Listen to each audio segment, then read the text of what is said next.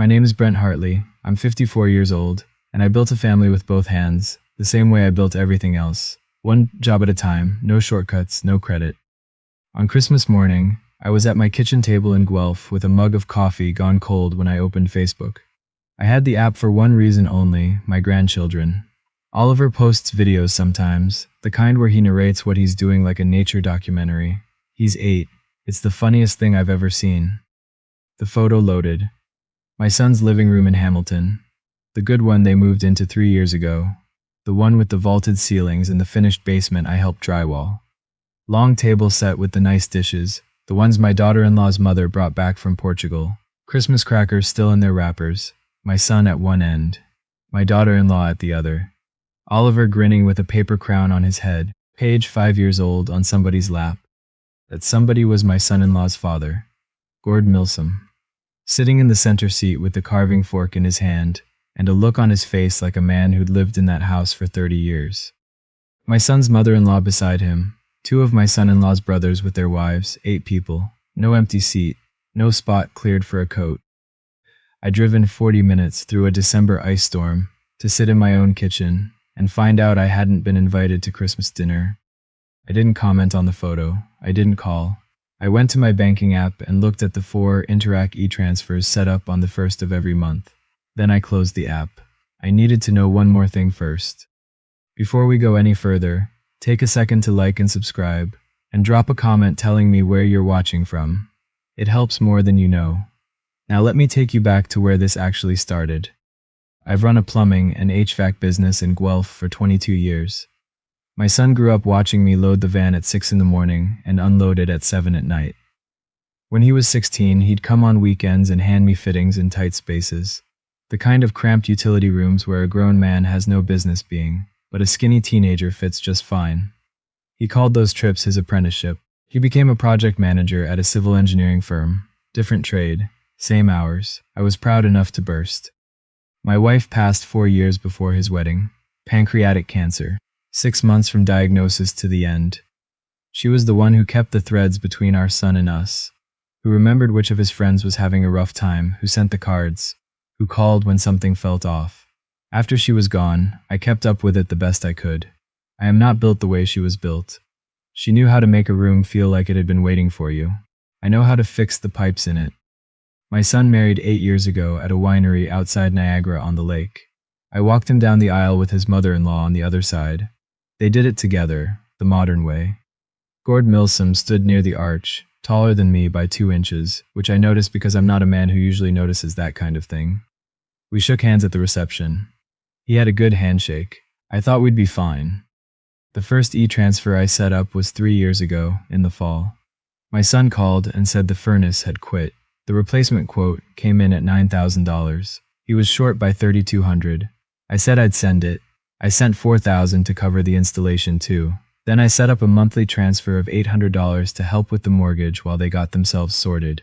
2 incomes, 2 kids, a new house. 8 months later, my daughter-in-law's car needed a transmission. I put her on my insurance as an additional driver instead of having her go through a broker. Saved her around $1,800 a year. She thanked me with a text. I said it was nothing. I meant it. I also opened an RESP, a registered education savings plan, for Oliver when he was born, and added Paige when she came along 2 years later. $1,000 a month, every month going in. The federal government matches 20% on the first $2,500 every year. My son knew about it. His name was on the account alongside mine. He'd signed the paperwork at the kitchen table the week we set it up. I had not kept a running total until my accountant and fishing buddy, Bruce Callahan, sat me down on a Thursday night at the Legion and did it for me. He slid a piece of paper across the bar. The number at the bottom had 6 digits in it. I stared at it long enough that Bruce reached over and tapped it twice. "That's 3 years," he said. I knew. I just didn't like seeing it in ink. The rest alone is 60-some thousand, with the government grants. That money's for the kids. The rest of it isn't. The rest of it was the furnace, the car insurance running 21 months now, the monthly mortgage help, a new deck roof after a freak hailstorm the summer before. I had pushed my own retirement date back 18 months. I hadn't told anyone that either. I had never once mentioned any of it at a holiday dinner. Never brought it up when my son made a joke about tradespeople and cash. Never said a word. I went home from the Legion and sat in the same kitchen chair, where I'd seen the Christmas photo 2 weeks earlier, and I thought about the look on Gord Milsom's face at the head of that table. The Tuesday after Christmas, I put the gift bags in the truck and drove to Hamilton. I texted a thumbs up when I said I was coming, no call, just the thumbs up you send when someone texts you a parking lot address. My daughter-in-law's car wasn't in the driveway. The babysitter let me in, a university student from their neighborhood, polite, who went to find Oliver. I stood in their front hallway for the first time in almost a year. The last few visits had been at the door, or in a restaurant parking lot, or not at all. They had a gallery wall. My daughter-in-law had laid it all out on the floor first, with paper templates the year they moved in. I had helped hang some of those frames. I still have the stud finder I used. The wedding photo used to be second from the left, the one where all four parents stand on the winery steps in late afternoon light, everyone squinting because of the sun. It was gone. In its place was a professional shot of just the two of them under the arch. I looked for the one of me holding Oliver in the hospital. The day he was born, my reading glasses pushed up on my head because I'd forgotten to take them off. Gone. There were 4 new frames. Gord at a hockey rink, Oliver beside him in full gear, both of them grinning. Gord and my son's mother-in-law at Paige's first birthday. Gord at the Hamilton waterfront with both kids, summer, eating ice cream. Gord sitting in the armchair from the Christmas photo, a grandchild on each knee, looking exactly like a man who had always lived there. I counted the frames, 14 total. I was not in one of them. Then Oliver came barreling down the hallway in his socks and slid the last 3 feet the way he always does. The way my son used to do on these same floors 20 years ago in the Guelph house. He was happy. That's the part I can't let go of. He was completely, entirely happy. Hey, Brent. Just like that. The way you'd greet a neighbor's dad. Easy. Normal. Like nothing had ever been different. I set the bags down on the bench and took a moment with it. You don't call me Grandpa anymore.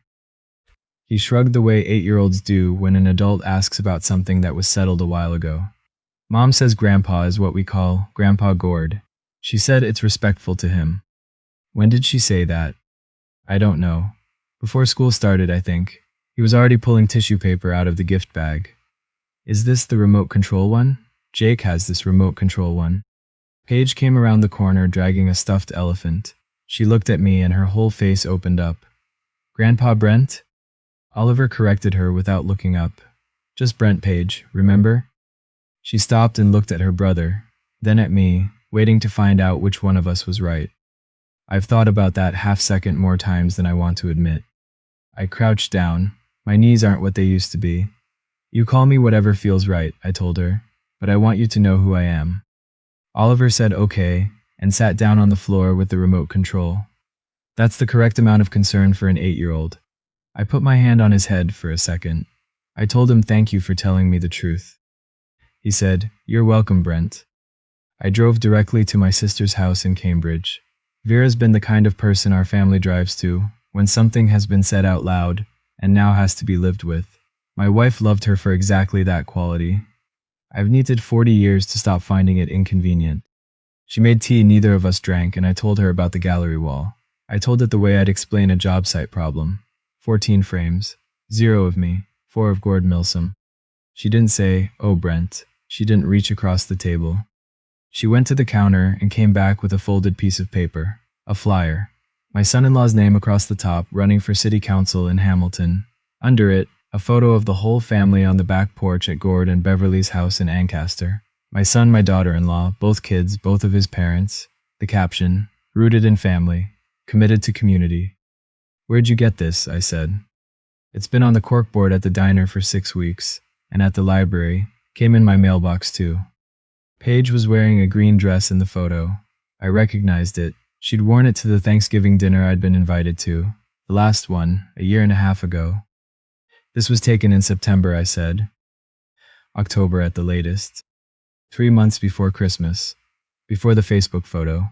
The replacing was already finished. The Christmas photo wasn't a decision. It was the announcement of one that had already been made. Vera said the thing I'd been waiting for someone to say since I saw the gallery wall. They weren't done with you, Brent. They were done with you and still cashing your checks. I gave my son a real chance. I need to be clear about that because everything that follows depends on it. Saturday evening I called him. It rang 5 times. When he picked up, there was restaurant noise behind him. Hey Dad, everything okay? I was thinking I'd come down for dinner next week. See you and the kids. A pause, not long, but with a lot inside it. This week's kind of packed, you know. It'd probably just be you and the kids. Wade has his council stuff most evenings. I know who the dinner would be with. I switched the phone to the other ear. Do you know what Oliver calls me now? The restaurant noise kept going. Somebody's chair scraped the floor. Dad, don't make a thing of this. We've got a lot on right now. I asked you a question. I've got to go. They're bringing food. He hung up first. He hadn't asked what I meant. He hadn't said, what does he call you? He'd said, don't make a thing. You only defend yourself against a question you already know the answer to. My son had known about this for months. He'd sat across the table from me at Oliver's birthday dinner last spring and known. He'd sent a thumbs up to my Christmas morning text and known. I opened the banking app for the second time that night. The light over the stove was the only one on in the house. I did it in order. The monthly mortgage assistance, $800. The app asked if I was sure. I pressed confirm. The car insurance. I called my broker Monday morning, a woman named Doris who has handled my policies since my first work van. I asked her to remove my daughter-in-law from the policy effective immediately. She said she'd mail confirmation to both addresses on file. I said please do. The rest I did not cancel. That account was for Oliver and Paige. It had always been for Oliver and Paige. It was never for their parents. What I did instead was drive to my credit union in Fergus and have my name listed as the sole subscriber. The kids were still the beneficiaries. The monthly deposit kept going. The lock on the door changed. Then I sat in the credit union parking lot and wrote a letter on a legal pad and mailed it at the post office on the way home. You can't delete a letter at a red light. 3 sentences. I'd worked on them for 2 days. I told my son the mortgage assistance had stopped. I told him I had removed his wife from my insurance.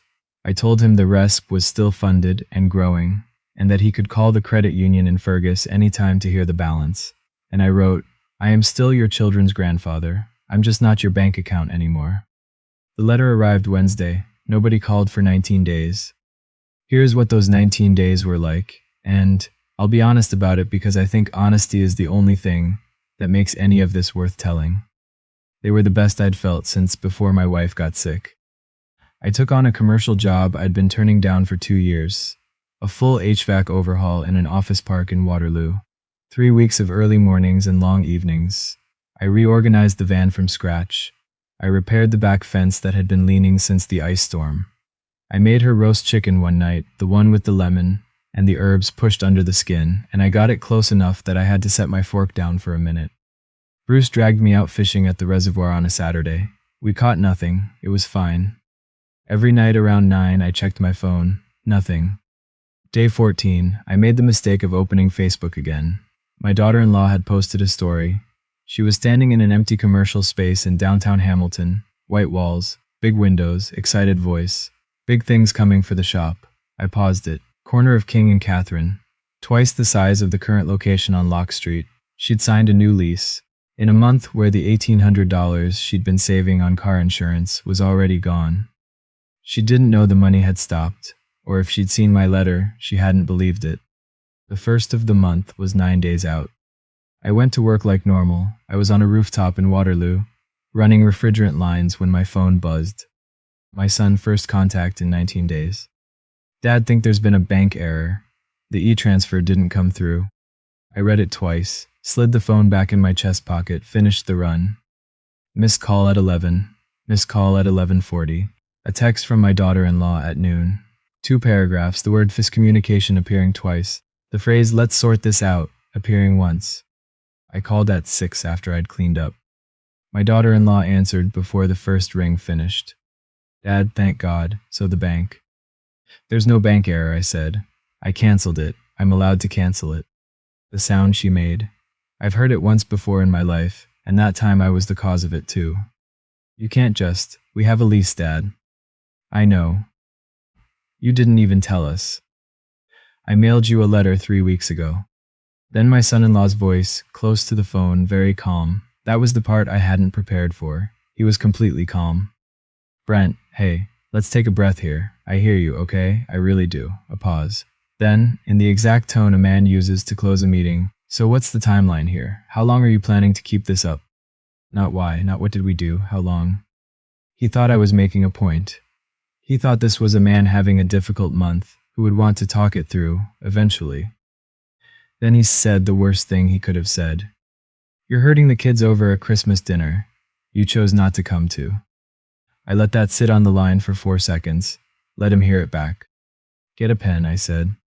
Brent, the RESP hasn't stopped. It's at the credit union in Fergus. Both kids are beneficiaries. I'm the subscriber. I put $1,000 in on the first of every month. I did it this month. Silence. Current balance, including the government grants, is $74,000. Longer silence. My daughter-in-law was saying something in the background, not to me. When my son-in-law came back, his voice had changed shape. You can't unilaterally move an account that... I opened it, my money, my name. Your names were on it so you could see the statements. You have never made a single contribution. That's not fair. In 2022, the two of you withdrew $6,000 from the old joint savings account. I saw the statement. I never said one word about it. A silence with a different texture to it. That's a very unfair way to characterize. I'm not characterizing anything. I'm telling you why the account moved. My daughter-in-law got back on the phone. Real crying, not the scheduled kind. Please, please don't do this to the kids. Here's what I said, and I have never once wished I'd said it differently. I'm not doing anything to the kids. I stopped the adults from spending the kids' money. She hung up. My hands were shaking when I put the phone down. I want to be honest about that. Doing the right thing did not feel good. It just felt done. Let me stop the story here, because this is the part that kept me up that night. I sat in my truck in my own driveway and asked myself honestly, had I gone too far? I'm asking you the same thing. If you were me, if you'd built what I built for the people I built it for, and come home to find your face cut out of the picture, would you have turned it back on? Type yes or no, one word, I read every comment. And if you want to know what happened at the retirement dinner 6 weeks later, hit the like button so I know you want the hard part. Because that's where this story turns. My son's mother-in-law called me on a Wednesday. First time she'd ever called me directly. Beverly Milsom. She's not unkind. I want to be clear about that because it matters to what comes next. She talked about family for a while, about how misunderstandings happen in every family, about how the important thing is that children see the adults behave with generosity. She used the word matcher. She used the phrase rise above. Then she said, and I think we're the ones who have to hold it steady for them, aren't we, Brent? The oldest ones left. Then she got to it. Gord was retiring from his position as regional director with the municipality. They were hosting a dinner at the Millcroft Inn in Alton. 60 people. And of course, she said, I should be there. You've always been a dear part of this family, she said. Part of this family. The way you'd describe a neighbor who shovels your walk without being asked. I looked out my kitchen window at the back fence I'd repaired. I'd be glad to come, I said. I could hear the relief in her voice, and I understood it wasn't about me. It was about the 60 people who would be in that room, and the question a man who doesn't answer his phone becomes in front of 60 people. She was setting a table. She just didn't know I had my own reason for sitting at it. On the 12th of the month, my daughter-in-law missed her first payment on the new car insurance policy she'd taken out through a broker. I heard about it the way you hear about anything in a mid-sized city. From someone who wasn't trying to tell you, through someone who wasn't trying to spread it. 3 days after that, my son-in-law was pulled over on the 403 for a rolling stop. When the officer ran the plate, there was a discrepancy in the insurance records, a fine, points, a mandatory filing, and a citation with his name on it in a public record, in a county where a man is currently running for city council on a platform of fiscal responsibility. His campaign signs say, accountable to you in white letters on a blue background. The Hamilton Spectator runs a weekly column on provincial court dispositions. My daughter-in-law's text came at 11 that night. 4 paragraphs. The line I remember, You are destroying everything we have worked for because you didn't get invited to Christmas dinner. I typed 3 different replies and deleted all 3. What I sent was, the cancellation letter was mailed January 4th. It went to both your addresses on file. Check the counter. She answered in the morning. All it said was, he didn't open it. I've thought about that a lot. Whether he didn't open it, whether she saw the return address and set it in a different pile, whether it sat under campaign flyers for 3 weeks, because neither of them believed it could actually stop. I sent one more text and put the phone face down. I'm not destroying anything. I stopped holding it up. Those are different things. She came to the house on a Friday afternoon. She was crying before the front door closed. I got her the good chair from the living room, a box of tissues from the bathroom, and I sat across from her and let her talk for 12 minutes without saying one word. She talked about Gord and Beverly and how every holiday gets organized through them, every birthday, every school event, about the group text she's on and the one she isn't, about having to ask for approval on anything over $300, about how tired she is, about never feeling like she has a choice about anything. Some of it was true. I could hear which parts. When she finished, I handed her another tissue. One question, I said. Then I'll do whatever you want. She looked up. Who taught Oliver to call me Brent? Her face did something I hadn't seen in years, something young and caught. That doesn't matter right now. It's the only thing that matters. Tell me who, and I'll turn the mortgage help back on tonight. Right now, from this phone. I set it on the table between us. I don't bluff, you know that about me. The furnace kicked on. It ran for about 90 seconds. She looked at the phone the whole time. She didn't say Beverly. She could have. She could have made it easy, and I'd have half believed it. She just didn't say anything at all. And sitting at my own kitchen table with my hands on my knees, I understood. Okay, I said. I gave you a real chance. You just turned it down. She stood to go. At the door, she said the thing that made me decide to go to that dinner. You never tried either, Dad. Her hand was on the frame. She wasn't crying anymore. You never once asked why you weren't included. Not at Christmas. Not at Thanksgiving. Not ever. Do you know how that looks? Like you don't actually want to be there. Then she left. The door closed quietly behind her, which was somehow harder than a slam would have been. I stood in my hallway for a long time. She wasn't entirely wrong. That's the part nobody tells you about in these stories. 6 years of skipped invitations and dinners that moved and photos I wasn't in. I decided every single time that asking would make me a burden, that silence was the dignified choice, that if I kept showing up with the money, the rest would eventually sort itself out. But silence doesn't read as dignity. It reads as permission. I know that now. My wife used to do the asking. She'd call and say, "We're thinking Thanksgiving Sunday. Does that work for everyone?" And everyone would answer her, and I'd get to keep my mouth shut and still have a chair. She was my interpreter. After she was gone, I kept sending the money and stopped sending the words, and they read my quiet as agreement. So I got out the notebook I keep in the truck for job estimates and load calculations. I turned to a clean page. I wrote down what I would say if I ever had a room big enough to say it in. It took me 11 days. I got it down to 5 sentences. 5 was what I could say without my voice going on me. I know where my limits are. I've spent 54 years learning exactly where they are. Gord Milsom came to the house 2 weeks before the retirement dinner. He drove to Guelph on a Tuesday morning, no appointment, 2 coffees from the Tim Hortons on Stone Road. He set one on my counter and stood there like a man who'd rehearsed the first sentence. "I need to ask you something, and I'd like a straight answer." "All right." "Christmas dinner. Why weren't you there?" I looked at him. I wasn't invited. He set his own coffee down very carefully. "That's not what I was told." "What were you told?" "Beverly said you find the holidays hard since losing your wife, that you preferred your own routine now." She said it more than once. He rubbed the back of his neck. "She said it in the car on the way there." I picked up my phone. I scrolled to my text history with my son. Christmas morning this year, nothing from him until the bank error text. Christmas last year, nothing. The year before, a message at 8 at night saying he hoped I'd had a good day. I turned the screen around and let Gord scroll. He looked at it for a long time. "The carving fork," he said finally. Beverly handed it to me at the table. I'd never seen it before in my life. I put it on because 40 people were looking at me, and I didn't know what else to do. He sat down on the stool by the counter. I've got grandkids in Barrie I see 3 times a year if I'm lucky. He stopped. Started again. I didn't know I was sitting in someone else's chair.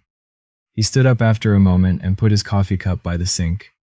At the door he turned around. Come to the dinner, he said. Sit down, I'll handle the seating. I didn't watch the flower shop situation unfold. I heard about it the way you hear about anything in a city this size, in pieces, from people who weren't trying to tell you. Vera got the first piece from the woman who runs the plant stand at the Guelph Farmers Market, who knows the property manager on King Street in Hamilton. My daughter-in-law had missed the second month's rent on the new location. A default notice went out. 30-day cure period. The problem was she'd already surrendered the Lock Street lease before the new space was secured. That's the part that still makes me wince. She'd given up the small building she could afford before she could pay for the big one she couldn't. My son tried to cover the shortfall from their savings account. That's when my daughter-in-law found out the savings account had $4,000 in it. She'd been told there was 22. He'd spent the difference since August. Yard Signs, a communications consultant from Toronto, a professional photographer for campaign portraits at his parents' house. Vera told me they had the argument in the driveway loudly enough that the neighbor across the street came outside to check something at her mailbox, twice. And Vera told me what he said to her out there in the driveway, in front of the neighbor and the November sky. Don't make a thing of this. The same 4 words my daughter-in-law had used on me, word for word. She'd learned them somewhere and handed them to me first, and now they'd come all the way back around. The night before the retirement dinner, I ironed the gray shirt my wife picked out for our nephew's wedding in 2017. She'd made me try it on in the store. She said the collar sat right. Vera came over while I was ironing it and stood in my kitchen doorway with her arms crossed. Don't go. I'm going. Brent. 60 people in Beverly will have that whole room warmed up before you walk through the door. That's right. I hung the shirt on the door frame. It's the only place in the world they can't hang up on me. She thought about that for a while. Then she said she'd be there at 7, and if I needed a ride home at any point, I should look at her and she'd start putting on her coat. After she left, I read the notebook page one more time. 5 sentences. I said them out loud to the kitchen sink. At 9:20, my phone buzzed. Beverly, I do hope you'll be gracious tomorrow, for the children's sake. Gracious. What a word to send a man. I typed, see you at 7, then I turned the phone face down. What I didn't know that night, and wouldn't know for another 20 hours, was that Beverly had already printed the seating chart that morning, laminated on cardstock, every name in her handwriting, the way she does for every event. My name wasn't on it. She had invited me herself and not put me anywhere in the room. That afternoon, Gord had gone to the Millcroft Inn, found the chart in the event coordinator's folder, and changed it. He hadn't told her. At 7 o'clock, I walked into the Millcroft Inn, the old stone building, the long room with the exposed beams, 60-some people at a table strung with warm Edison lights. I was 3 steps inside the door when Gord came across the room at me. He shook my hand in front of everyone, held it a beat longer than a handshake needs, loud enough to carry. Brent, good. You're up here with me. He walked me the length of that table. I could feel the room adjust. 60 people doing the arithmetic at the same time and coming up with different answers. My seat was center left, right beside his own. Beverly was at the head of the table with the laminated chart in her hand. I watched her look down at it, then up at me, then at her husband. She set the chart face down on the tablecloth without a word. My son-in-law was by the bar with 2 men in fleece vests, the kind who write checks to municipal campaigns. He hadn't seen me yet. My daughter-in-law had. She went very still by the windows. Then Oliver came under someone's arm at a dead run. Brent, how come you get the good seat? The nearest 6 or 7 people heard it. A wince moved through them like a small wave. Gord answered before I could. He didn't lower his voice at all. Because that's your grandfather's seat, Oliver. Oliver frowned. But your grandpa. I'm your grandpa on your dad's side. Gord put his hand flat on the back of my chair. He's your grandpa on your dad's side too. Your dad's dad. He said it the way you explain something that has always been true and just needed saying out loud. You've got 2 grandfathers. A lot of kids don't get that. That's lucky.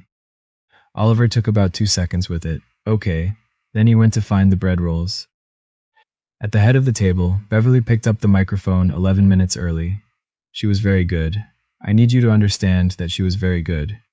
She told the story of how she and Gord met at a summer festival in 1994. She told it warmly and precisely, and the room laughed in all the right places. Then she turned a corner so smoothly I almost missed it. 30 years teaches you what family actually means, she said. It isn't paperwork. It isn't obligation. A pause. True generosity is the kind that comes without conditions, the kind that gives without keeping score. Her chin was tilted about 15 degrees toward the center left of the table. Then my son-in-law stood up with his wine glass. He was smiling. He'd had a couple of drinks in a good hour, with the right people. To 30 years, he said. And to Beverly, who taught me that family is about showing up. He let the room settle. It's about who's actually in the room, not who sends the checks. There was a laugh, polite. Maybe 12 or 15 people. It went around the table and hit a patch of silence about a third of the way down and died right there.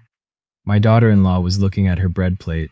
Vera, 4 seats down, set her fork on the tablecloth without a sound and looked at me. And I want to tell you exactly what I felt, because I've had a year to sort through it. Not rage, relief. Because he had just said it out loud. In front of 60 people, 2 sitting aldermen, 4 members of the school parent council, and the editor of the Hamilton Spectator, who had come to celebrate Gord's retirement and stayed for the open bar. He had picked the one subject he could afford to have discussed, and he'd put it on the table himself. I folded my napkin and set it beside my plate. I stood up. Could I borrow the microphone for just a moment? In front of 60 people, Beverly Milsom could not say no.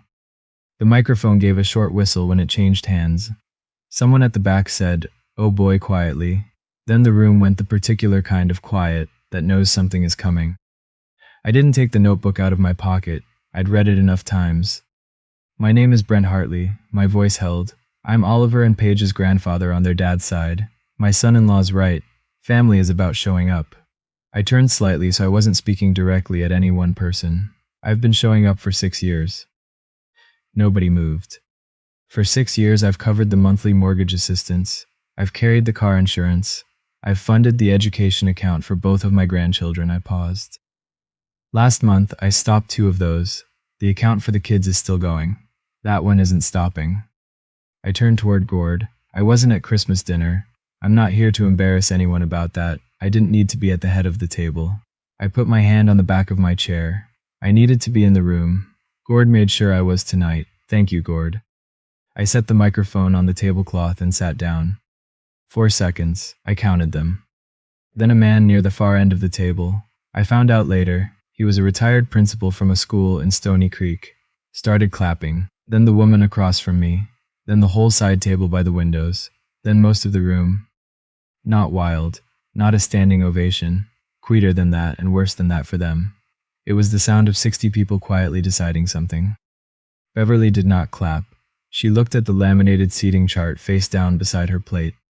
My son-in-law went out the side door by the kitchen. I left before dessert.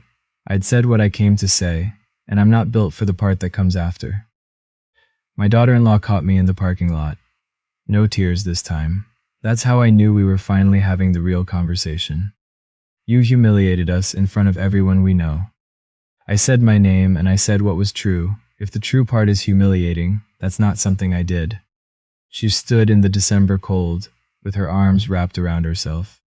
I taught him, she said. Oliver, it was me. A long breath. Beverly kept correcting him at Sunday dinners, in front of people. Every week, and he'd look at me and she stopped. It was easier to teach him at home before we got there, than to fight about it every single Sunday. I know. You don't know what it's like in that family. Then tell me. And she did. Some of it. The group text she's on, and the one she isn't. The $300 rule. And then the part I hadn't had. Last spring, her husband had told her that if she couldn't get on board with his family's way of doing things, maybe they should have a different conversation about the whole arrangement. Then, because he's careful with language, he'd mentioned that his colleague knows a family lawyer in Burlington. She was 24 when she married him.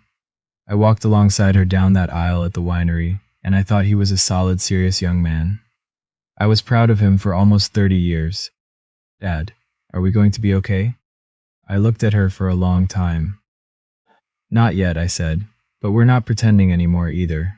We've never started from this place before. That's something. She flinched. I let her.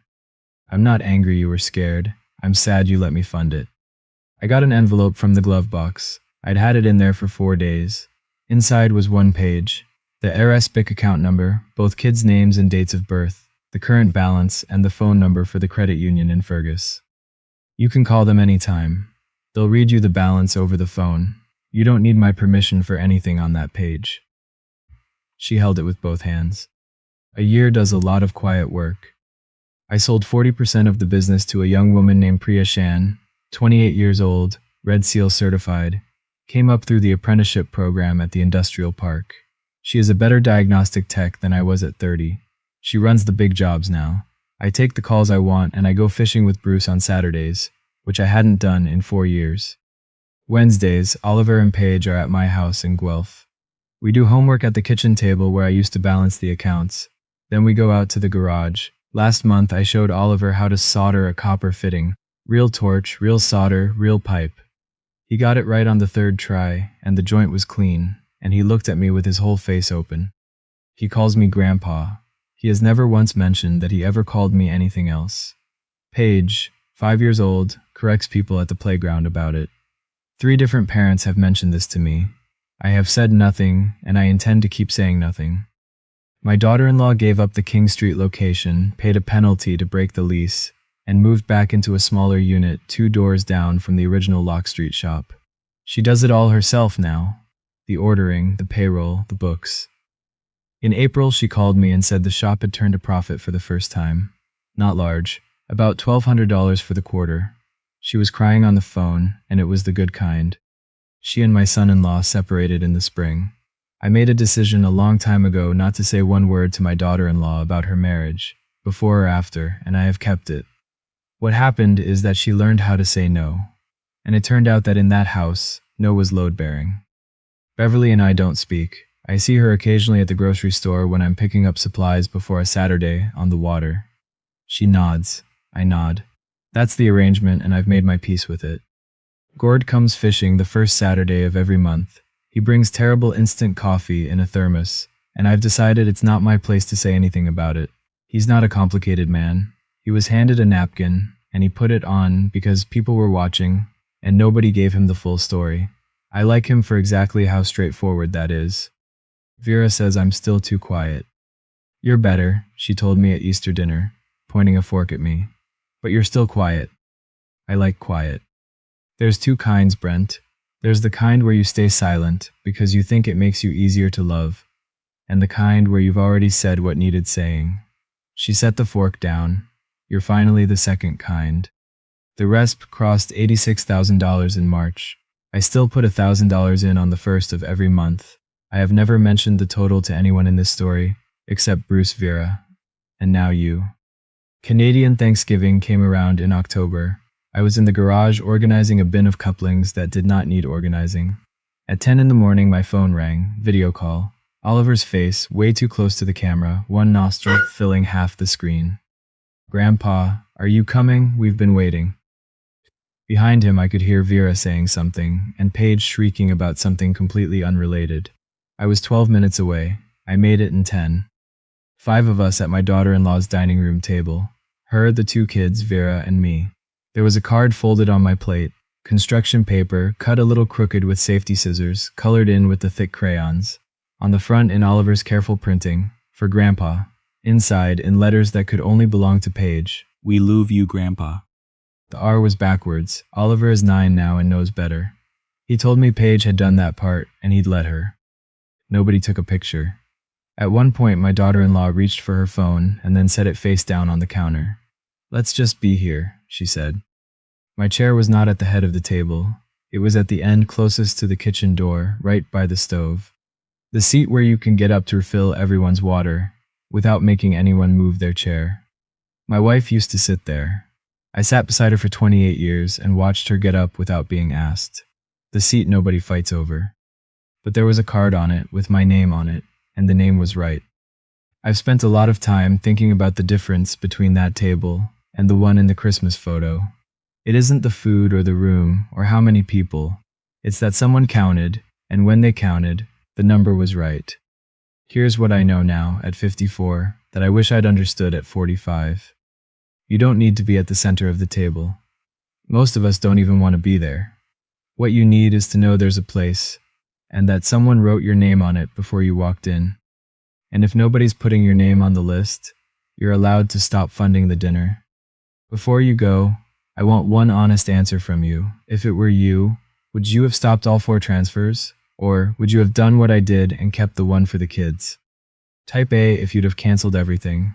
Type B if you'd have kept the education account running. I read every single comment, including the ones that say I got it wrong. And if any part of this landed somewhere for you, there are a few more stories in the description below about people who figured out when to stop holding things up. Thanks for sitting with me all the way to the end.